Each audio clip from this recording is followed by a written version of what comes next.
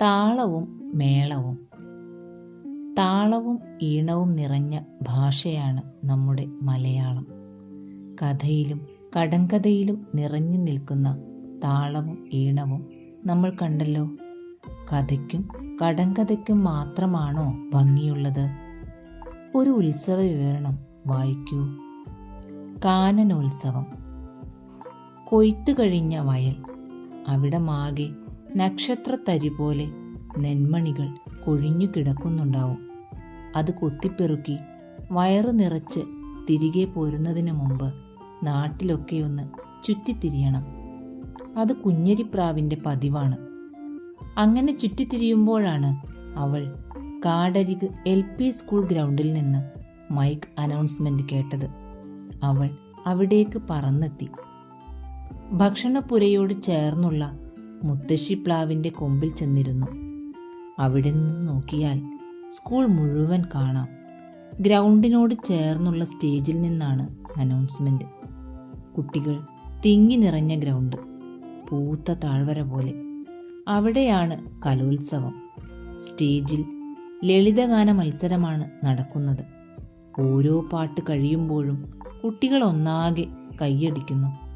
സന്തോഷസൂചകമായി ആർപ്പ് വിളിക്കുന്നു. പാട്ടിനു ശേഷം mono act, mimicry, dance, Oppana, Thiruvathirakali, അങ്ങനെ പലതരം പരിപാടികൾ അരങ്ങേറി. കുട്ടികളാകെ ഉല്ലാസത്തിലാണ്. കുഞ്ഞരിപ്രാവ് ആ പരിപാടികളെല്ലാം കണ്ടു രസിച്ചു. കാട്ടിൽ തിരിച്ചെത്തിയപ്പോഴേക്കും സായാഹ്ന സഭയുടെ സമയമായിരുന്നു. കാട്ടുചോലയുടെ വക്കത്തുള്ള വിശാലമായ കറുകപ്പുൽ മൈതാനത്തിലാണ് സകല കാട്ടുജീവികളും പങ്കെടുക്കുന്ന സഭ ചേരുക. കാട്ടുരാജാവായ സൂചിക്കൊമ്പന്റെ കൽപ്പനയനുസരിച്ച് സകലരും കൃത്യസമയത്തെത്തും. കാട്ടുപ്രതിജ്ഞയും വാർത്ത പറയലും രാജന്റെ വിളംബരവും കഴിഞ്ഞാൽ പ്രജകൾക്കുള്ള അഭിപ്രായ പ്രകടനത്തിൻ്റെ സമയമാണ്. അപ്പോൾ കുഞ്ഞരിപ്രാവ് പതിയെ പറഞ്ഞു, നമ്മുടെ കാട്ടിലും കലോത്സവം നടത്തണം മഹാരാജൻ. അതൊക്കെ വേണോ കുഞ്ഞിപ്പെണ്ണേ? രാജാവ് നെറ്റിച്ചുളിച്ചു. ശരിയാ, അതൊക്കെ വലിയ പൊല്ലാപ്പാണ് മഹാരാജൻ. മുയലച്ചൻ തൊഴുകയ്യോടെ പറഞ്ഞു. വേണ്ട വേണ്ട, അതൊന്നും വേണ്ട. അവൾ ഓരോന്നിങ്ങനെ കൊണ്ടുവരും. മനുഷ്യരുടെ ഓരോരോ കോമാളിത്തരങ്ങൾ. കരടിക്കുട്ടൻ തറപ്പിച്ചു പറഞ്ഞു. Silence silence. അല്ല കുഞ്ഞരിപ്രാവേ, എന്താണ് ഈ കലോത്സവം? നീയൊന്നു പറ, മഹാരാജാവ് കൽപ്പിച്ചു. താൻ കണ്ട കലോത്സവത്തെപ്പറ്റി കുഞ്ഞരിപ്രാവ് വിശദമായി പറഞ്ഞു. നമ്മുടെ കാട്ടിലെല്ലാവരും കലാവാസനയുള്ളവരാണ്. അവരെല്ലാം ചേർന്നുള്ള കലോത്സവം വേണം രാജൻ, മന്ത്രി മൈലമ്മ വ്യക്തമാക്കി. പ്രജകളുടെ ഓരോ ഒത്തൊരുമയ്ക്കും സന്തോഷത്തിനും അത്തരം പരിപാടികൾ നല്ലതാണ്. കുയിലമ്മ മന്ത്രിയെ പിന്താങ്ങി. കാട്ടുകായികോത്സവം പോലെ ഇതും നമുക്ക് നടത്താവുന്നതാണ്, സുന്ദരിക്കാക്ക പറഞ്ഞു. കലാമേളയിൽ എന്തെല്ലാം ഇനങ്ങൾ വേണം? കുഞ്ഞിക്കുറുക്കൻ തിരക്ക് കൂട്ടി.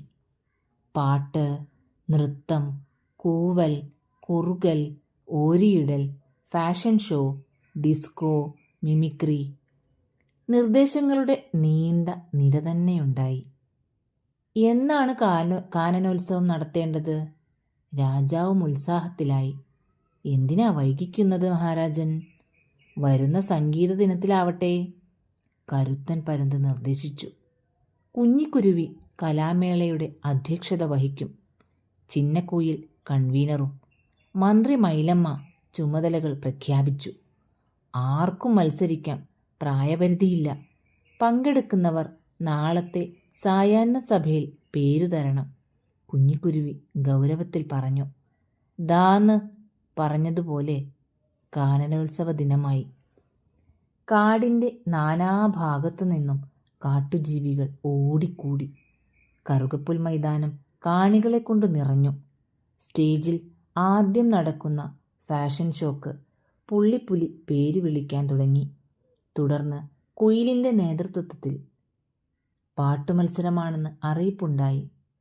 നൃത്യങ്ങളിൽ പങ്കെടുക്കുന്നവർ കരുത്തൻ പരുന്തിൻ്റെ അടുത്ത് ചെന്ന് ഉടനെ നറുക്കെടുക്കണമെന്ന് മൂന്നാമതും അനൗൺസ്മെന്റ് കേട്ടു.